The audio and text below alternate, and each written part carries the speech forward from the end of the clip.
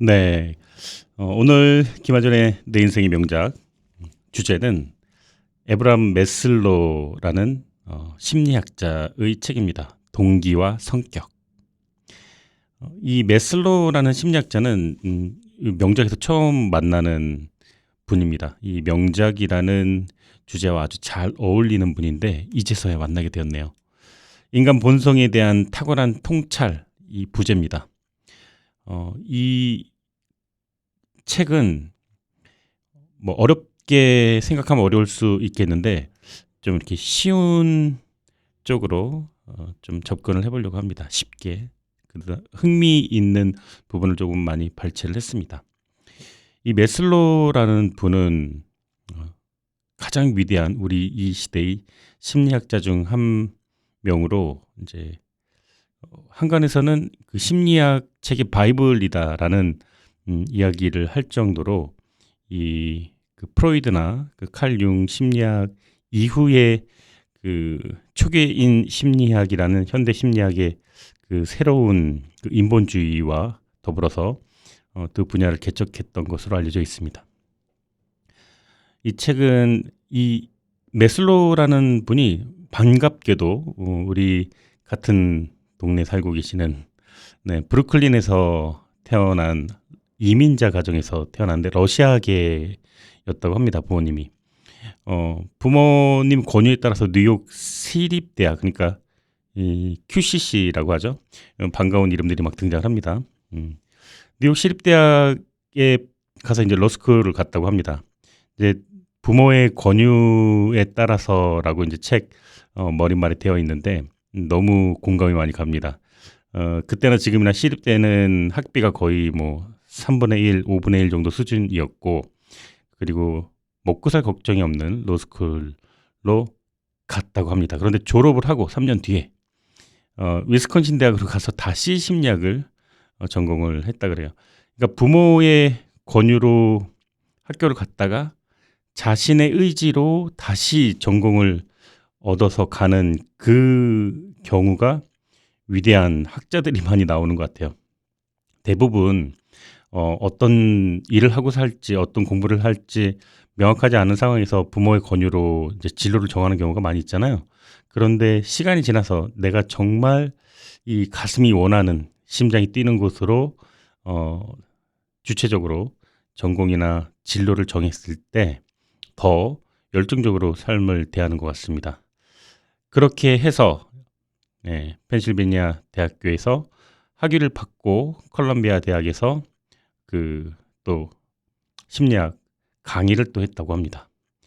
그리고 이 메슬로는 이 현대 심리학의 가장 중요한 토대라고 볼 수 있는 이 욕구의 5단계를 설립한 인물인데요.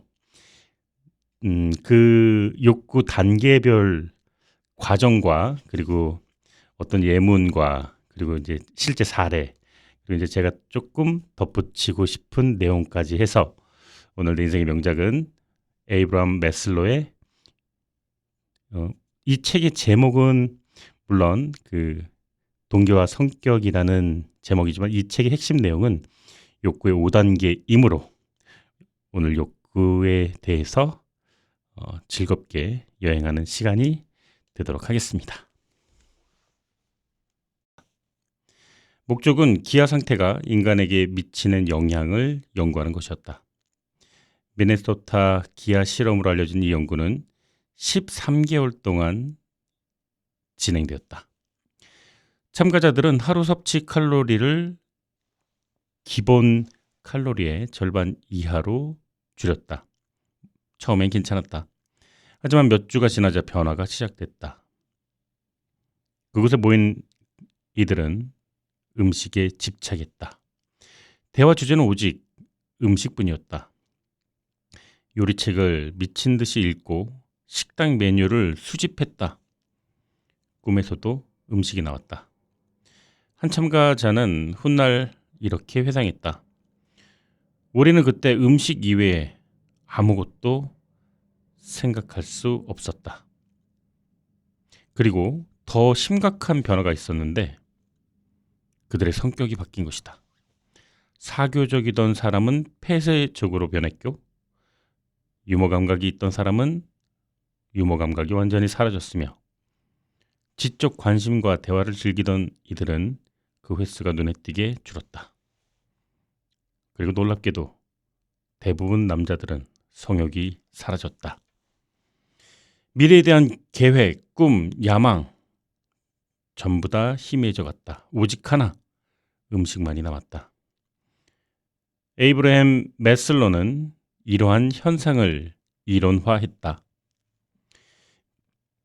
인간이 빵만으로 사는 것은 진정 사실이다. 빵이 없을 때는. 하지만 빵이 충분하고 배가 충족됐을 때 인간의 욕구에는 무슨 일이 일어나는가? 그 즉시 욕구가 충족된 그 즉시 인간에겐 더 높은 욕구들이 나타나며 생리적 욕구가 채워졌을 때 인간은 그 이상의 것들로 욕구를 채워나가기 시작한다.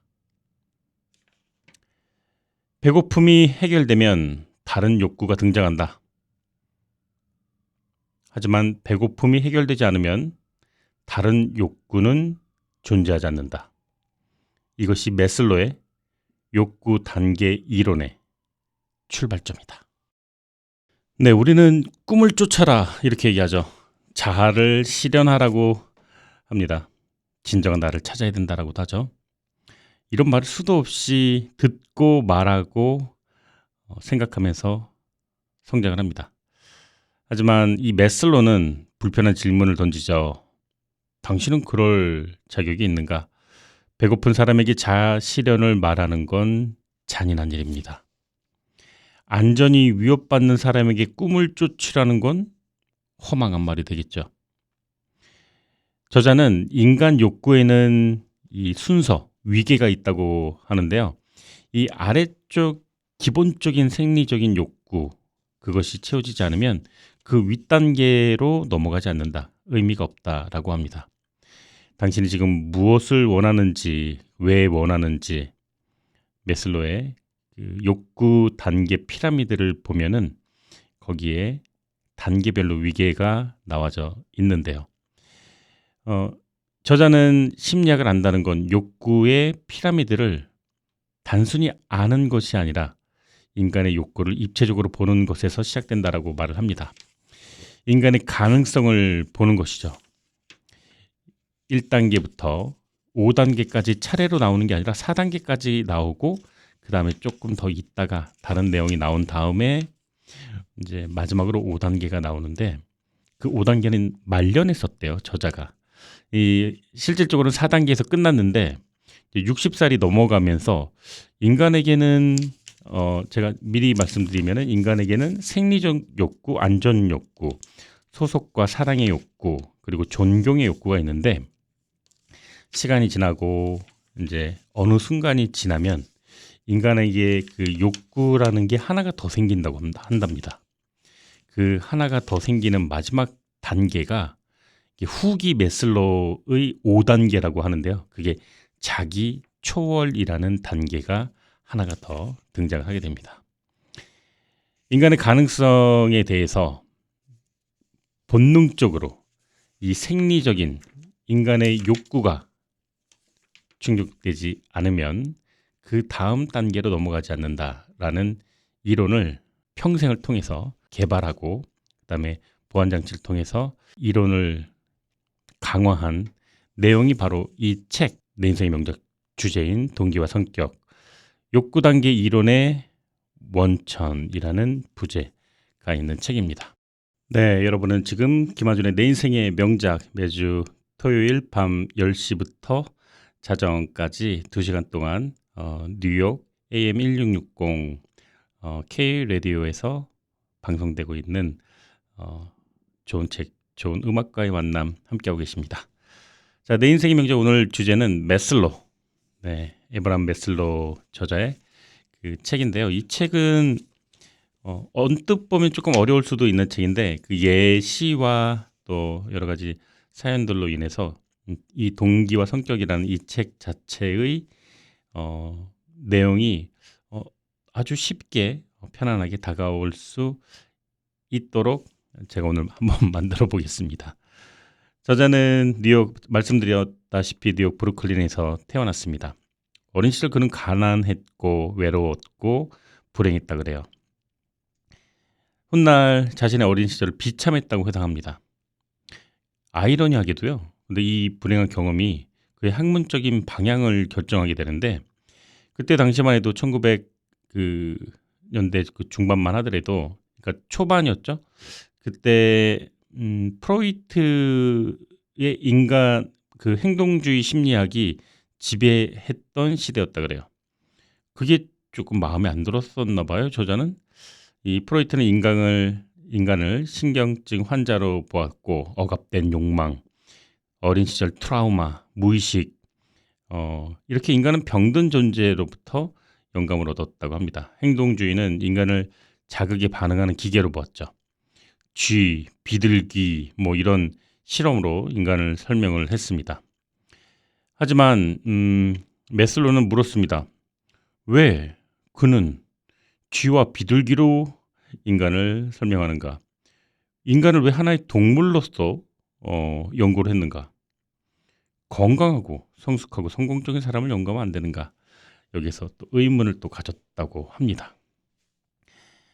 저자가 말하길 이 프로이트가 심리학의 병든 절반을 제공했다.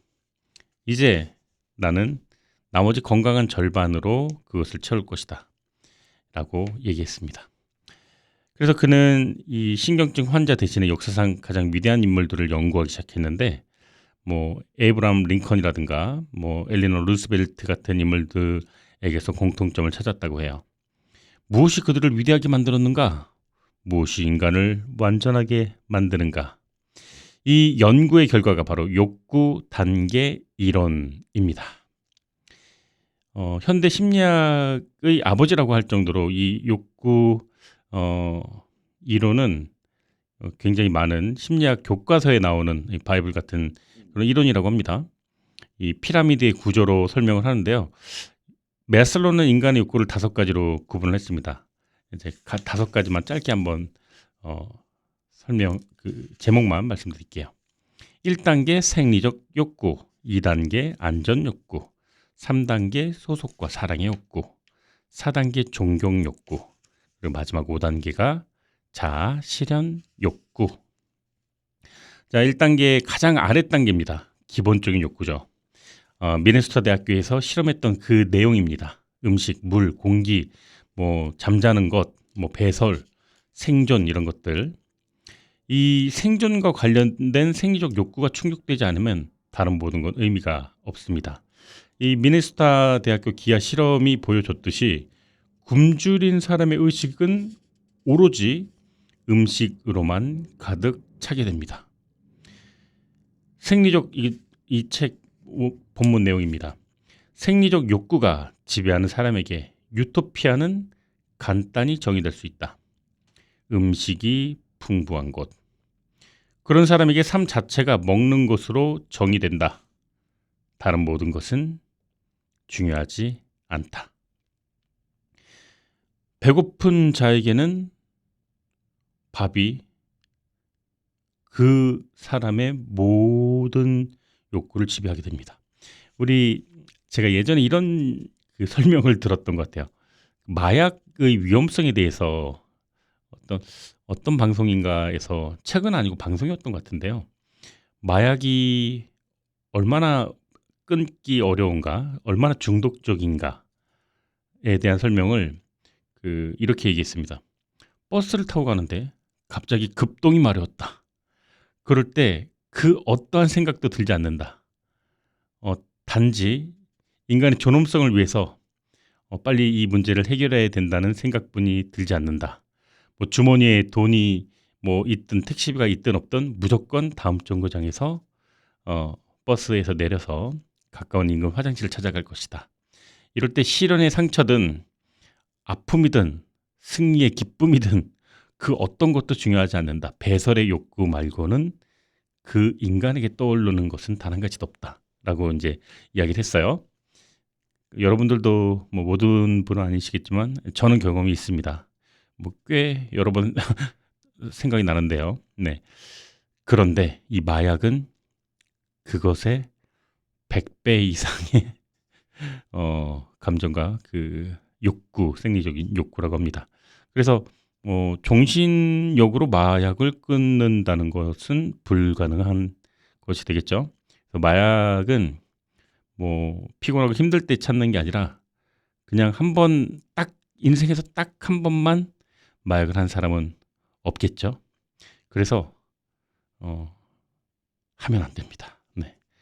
뭐 술, 담배까지는 뭐 그것도 몸에 좋지 않지만 말하기 좀 그렇겠지만 뭐 마약이나 도박이나 뭐 이런 뭐 절도 이런 그 반사회적인 범죄 행위 어, 법으로 규정해 놓은 하면 안 되는 행위들은 하면 안 되겠죠. 어, 마약은 진짜로 네 저는 뭐 물론 해본 적도 없고 하지도 않겠지만 이 예문을 듣고 급동을 이기는 본능의 힘이라는 그 이야기를 듣고 와 정말로 제가 정말 호기심이 많거든요. 그래서 안 가봤던 길 가는 것도 좋아하고 안 먹어봤던 음식 먹는 것도 좋아하고 그다음에 안 만나본 사람을 만나는 것도 심지어 좋아하는데 정말로 딱 정확하게 이해가 갔습니다. 자, 그 1단계가 생리적 욕구입니다. 이 인간의 기본 욕구인 생리 욕구가 해결되지 않으면 이 미네소타 대학교 실험에서 보여줬듯이 인간의 의식은 오직 그 생리 욕구 하나로만 가득 찬다. 그게 굶주림이면 음식으로, 뭐 그것이 잠을 자는 거면 수면으로, 뭐 물을 못 먹었으면 뭐 물을 먹는 것으로, 뭐 배설이든 뭐 체온의 유지든 추위든 더위든 인간의 생리적인 욕구가 가장 피라미드의 1단계 가장 밑에 있는 단계라고 합니다. 자, 그럼 2단계는 무엇일까요? 바로 안전 욕구입니다. 자, 배가 부르면 그 다음은 무엇일까요? 안전이죠. 신체적인 안전, 정서적인 안전, 네. 불안정한 환경에서는 모든 에너지가 안전 확보에 쓰이게 되죠. 전쟁터에 요즘 전쟁 관련된 이런 영상 많이 하잖아요. 이제 드론으로 뭐 땅굴 같은 걸 폭파하거나 지금 뭐 이란, 이스라엘, 미국뿐만 아니라 러시아, 우크라이나 전쟁을 하고 있지 않습니까? 네. 그 불안정한 환경에서는 모든 에너지가 안전의 확보에 쓰이게 됩니다. 또 다른 예로는 전쟁이 이루어지지 않는 일반적인 사회에서는 폭력적인 가정에서 자란 아이는 부부싸움을 하지 않고 조용한 집안의 분위기가 가장 간절히 원하는 욕구가 됩니다. 실직할 위기에 처한 직장인은 뭐 자기 개발이라든가 진급이라든가 이런 더 높은 욕구를 추구하는 여유가 아니라 직장에서 살아남는 것에 오로지 초점이 되어 있겠죠. 이 저자는 어린아이를 특히 관찰을 많이 했는데요. 어린아이는 예측 가능한 세상을 원한다고 하죠. 규칙적인 일과 익숙한 환경, 그리고 신뢰할 수 있는 어른. 이 세 가지 중에 어느 것 한 가지라도 깨지면 아이의 정서는 극심한 불안을 호소하게 됩니다. 3단계 소속과 사랑의 욕구. 자, 배도 부르고 안전도 확보가 되었습니다. 이제 피라미드의 가운데로 가겠습니다. 그 다음은 바로 연결이라고 합니다. 사랑받고 싶은 연결, 소속되고 싶은 소속감, 친구, 가족, 연인, 공동체를 통해서 인간은 인간 대 인간으로 연결되고 사랑받고 싶어 하는 욕구를 가지고 있죠. 고립은 고통이죠. 자, 감옥에서 인간은 가장 안 좋은 사회 규범을 어기면 감옥에 가게 되죠. 내가 사랑했던 친구, 가족, 연인, 공동체와 결별하고 그 연결이 끊어진 채 감옥이라는 곳에 수감을 하게 됩니다. 그리고 그 감옥에서도 사고를 치고 뭐 안 좋은 행동을 하게 되면 독방에 수감합니다. 그게 인간이 인간에게 하는 일반적인 그 죄와 벌의 형태인데요. 그 이유는 특히 이 현대 사회는 물질적으로 풍요롭지만 외로움이 가장 널리 퍼져 있는 전염병처럼 되어 있죠. 생리적 욕구, 안전 욕구는 충족됐지만 이 소속감, 연결 욕구가 채워지지 않은 사람들이 있습니다.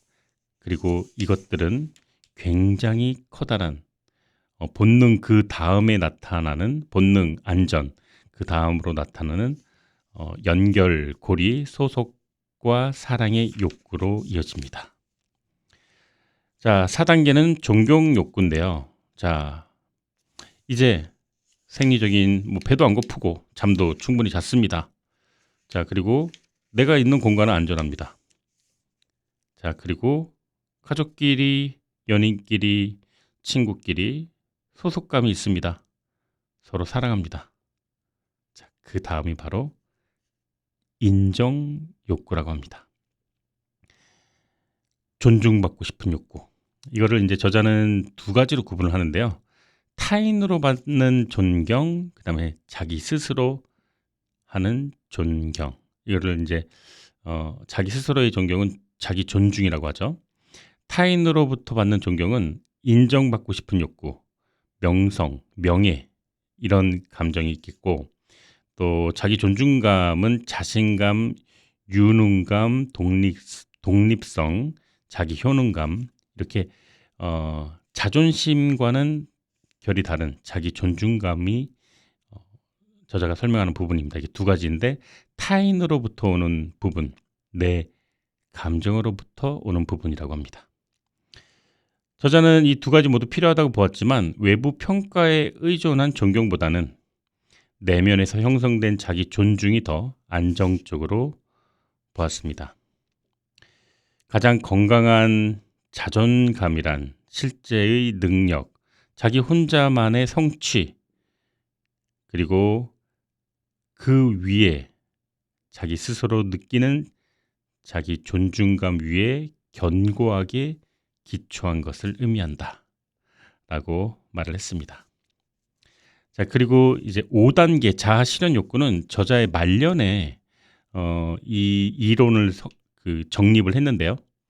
네, 그 중간에 이 1단계부터 4단계까지를 강의를 이제 십몇 년을 하고 그리고 이제 돌아가시기 얼마 전에 5단계를 이제 인생의 그 나이대가 늘어나면서 이 박사님의 이 교수님의 이론이 한층 더 이렇게 강화되었던 것을 볼 수가 연구 결과로 나타나는 것을 볼 수가 있습니다.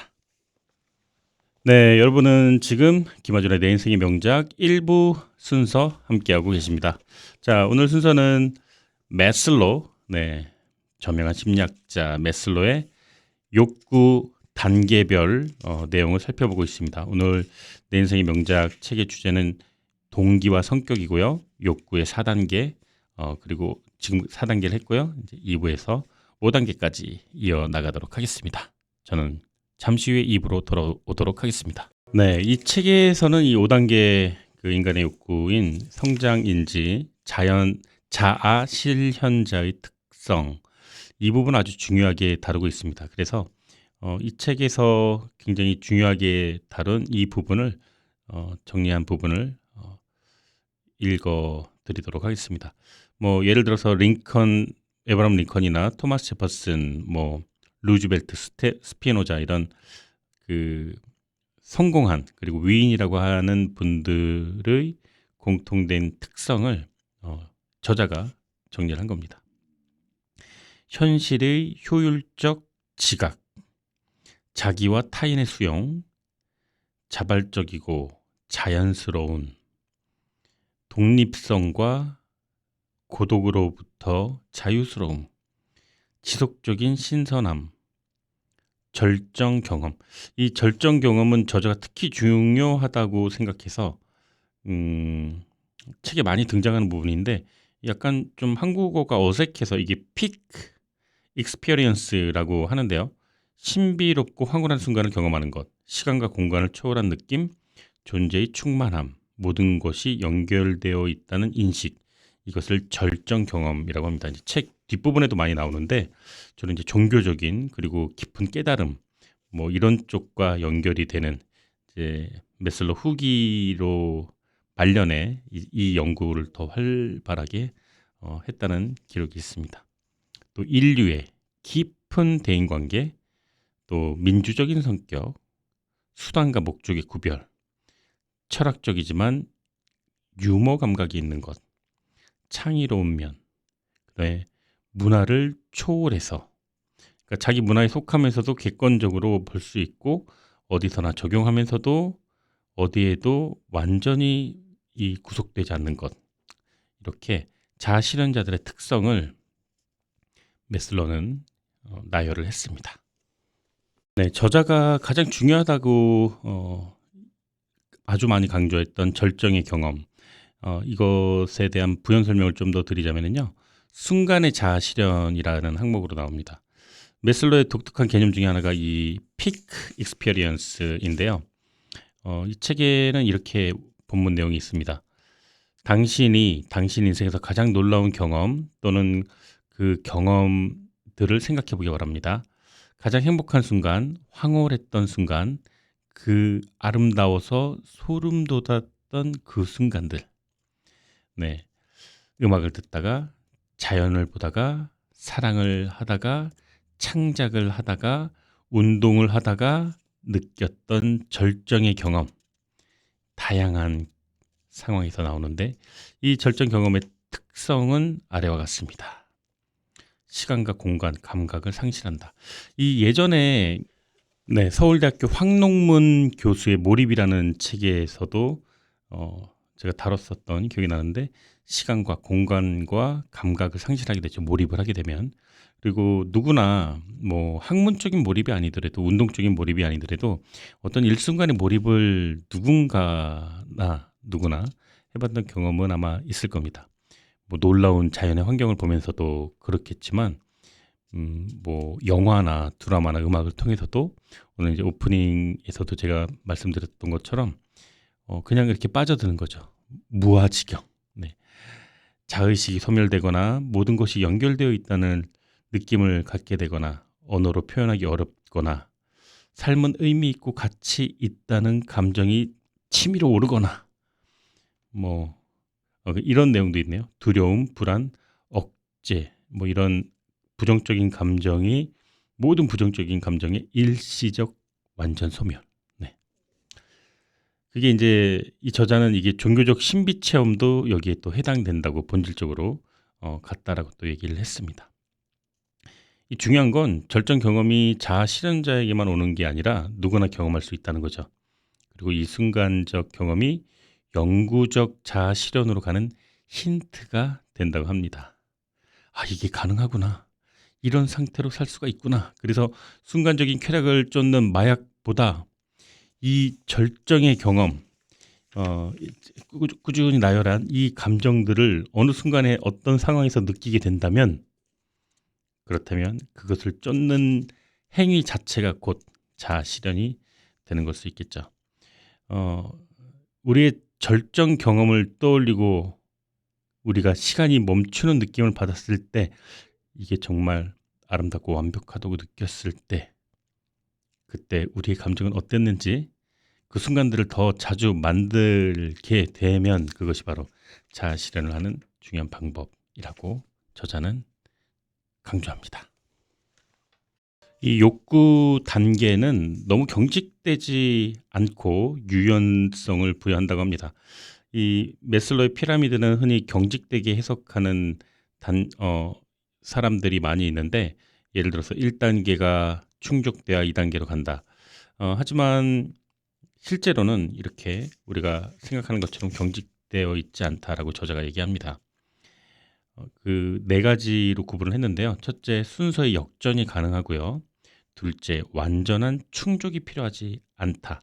뭐 예를 들면은 생리적인 욕구가 80%가 충족되고 안전 욕구가 70%가 소속되면, 사랑과 연결이 50%만 돼도, 또다시 이제 존경의 욕구, 자아 실현의 욕구, 이렇게 완전히 충족되지 않아도 이렇게 하나씩 널뛰기로 이동해 간다고 합니다.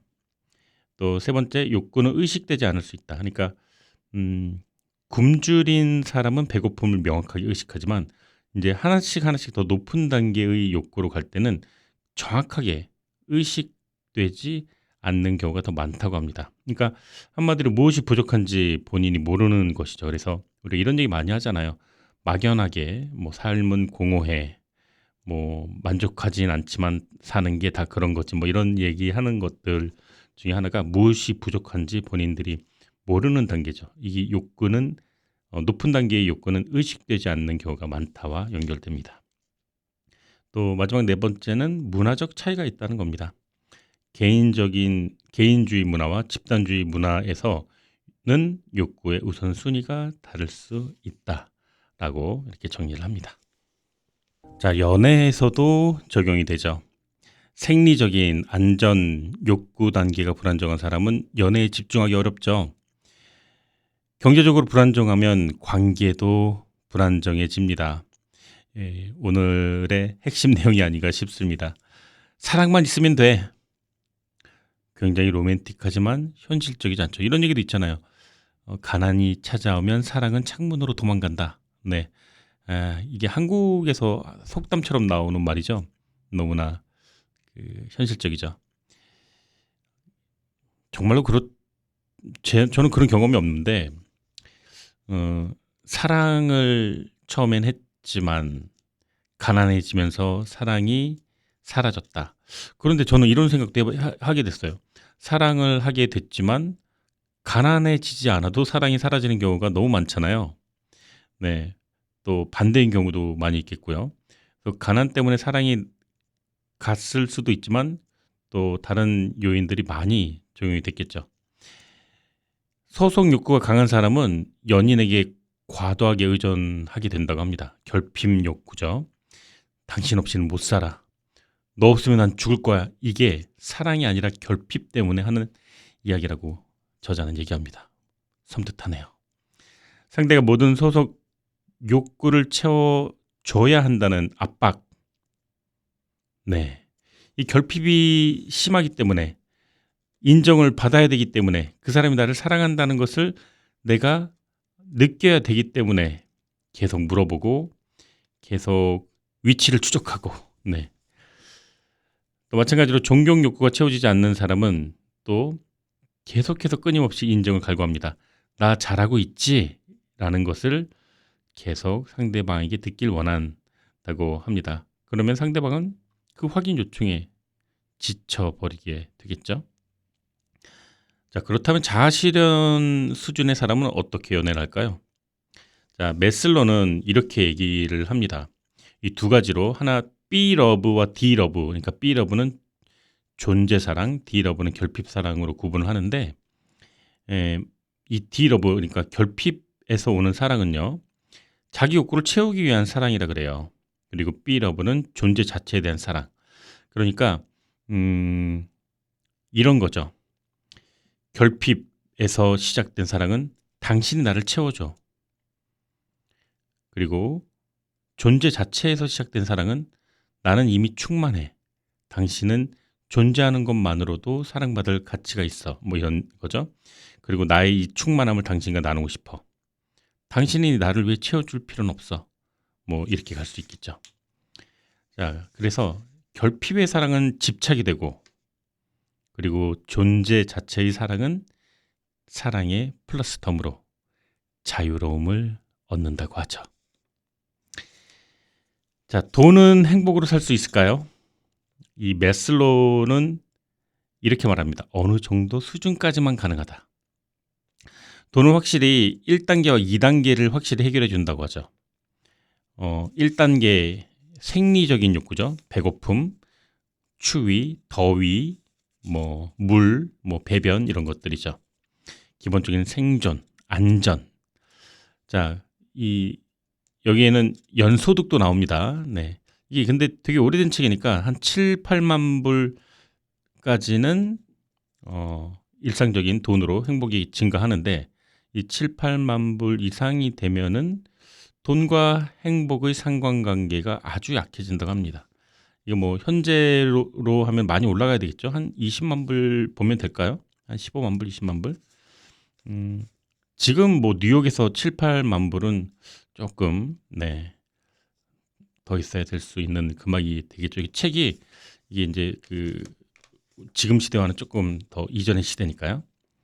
자, 3단계 이상은 일반적으로 돈으로 살 수 없다 그럽니다. 그러니까 돈으로는 행복을 느낄 수가 없다는 거죠. 친구를 살 수 없는 거죠. 사랑을 살 수가 없는 거죠. 존경을 살 수가 없는 거죠. 자아 실현을 살 수가 없는 것이죠. 그래서 우리가 이런 얘기 많이 하죠. 요즘 트럼프 그 노세 논란이 많죠. 뭐 이렇게 그 경청하면서 잔다거나 아니면 이제 그 X에 그 욕설을 써놓는다거나 급하게 흥분을 한다거나 자 그럴 때 사람들이 이런 얘기 많이 하더라고요. 그렇게 돈 많은 사람이 왜 저렇게 힘들게 살까?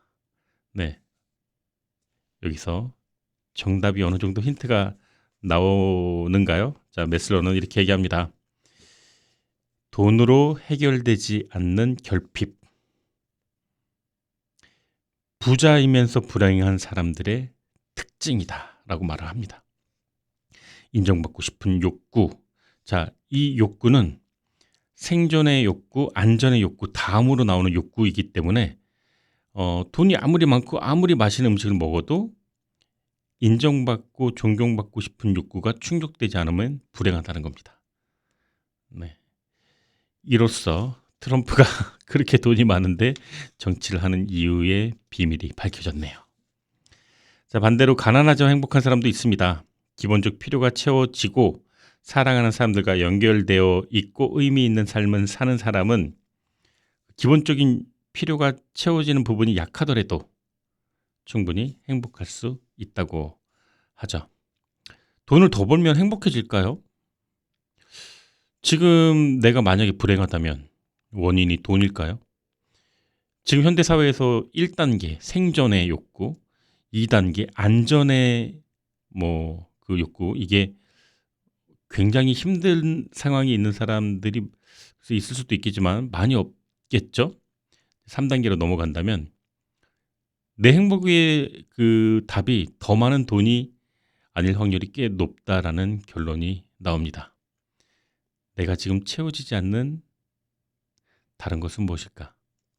자, 이제 자아 실현과 이제 이 후기 메슬로 이 노세한 연구자, 심리학자 이 박사님의 마지막 이야기, 자기 초월로 음악 듣고 돌아와서 이야기 해보도록 하겠습니다. 자, 후기 메슬로, 자기 초월. 자, 메슬로는 말년에 이론을 덧붙이거나 수정을 했습니다.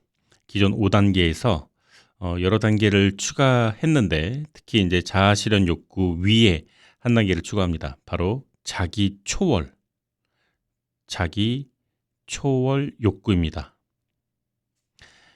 초월은 인간 의식이 가장 높고 가장 포괄적이거나 전체적인 수준을 가리킨다. 수단이 아닌 목적 그 자체로 자기 자신, 중요한 타인들, 그리고 다른 종, 동물, 자연, 그리고 우주, 그것들에 대해 행동하고 관계를 맺는 것이다 라고 본문에 나옵니다. 자기 초월은 자기 자신을 넘어서는 걸 의미하고 자기 외부의 더 큰 목적, 더 큰 존재, 더 큰 의미와 연결되는 걸 말합니다. 이 메슬로라는 심리학자의 후기에는 이 부분에 집중해서 연구를 했고 논문을 발표를 했습니다. 어느 정도 납득이 되죠. 네, 이 인생을 살아오는 그 과정에서 마지막 단계에서는 이런 감정을 느낄 수 있었겠다라는 생각이 듭니다. 뭐 예를 들면 타인을 위한 봉사, 자연과의 일체, 영적인 경험 이런 것들. 자아 실현이 나 자신이 되는 것이라면 자기 초월은 나를 넘어서는 것. Beyond the myself. 따라서 자기 초월 욕구 단계는 나는 누구인가를 넘어서 나는 무엇을 위해 집중하는가? 나는 무엇을 위해 존재하는가? 나는 뭘 위해 사는가? 자, 나를 넘어선 외부의 가치에 헌신하는 단계. 자, 이게 메슬로가 죽기 직전에 발전시킨 개념이 돼서 충분히 정교하지는 못하다고 말을 하는 사람들도 있지만 그럼에도 불구하고 매우 중요한 통찰을 담고 있고 또 인간 성장은 자아 실현에서 멈추지 않는다라는 이 후기 메슬로 이 심리학자의 마지막 이 연구는 후대 심리학자들과 그 철학자들에게 많은 영감을 주었다고 합니다. 자, 오늘 김한준의 내 인생의 명작은요. 어떻게 들으셨나요? 메슬로의 욕구 단계 1단계부터 5단계 그리고 마지막에 후기 메슬로의 자기 초월까지 알아보았습니다. 동기와 성격, 욕구 단계 이론의 그 발전 내용을 여러분과 함께 나눠 보았습니다. 김한준의 내 인생의 명작은 매주 토요일 밤 10시부터 자정까지 2시간 동안 이어집니다. 매주 한 권의 좋은 책을 선정해서 여러분에게 여러분과 함께 나누고 있는 아주 뜻깊은 시간인데요. 오늘 제가 준비한 순서는 여기까지입니다. 오늘 메슬로의 욕구 단계, 동기와 성격 여러분과 함께 나눌 수 있었습니다. 지금까지 내 인생의 명작, 저는 김하준이었습니다.